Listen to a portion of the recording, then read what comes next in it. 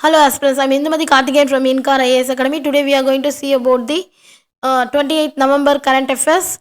This topic taken from the Delhi edition. The topic is Indian Army receives logistics drones for use in the eastern sector. This topic comes under the science and technology, development and their application and effects in the everyday life, and also comes under the security topic, and also comes under the prelims general science.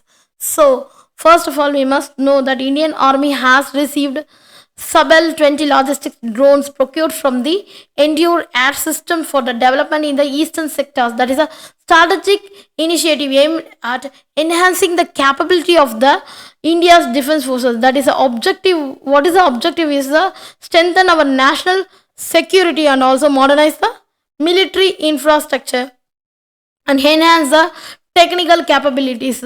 The components are that is a weaponry and equipment, improved training programs, and also there is a strategic partnership with other nations.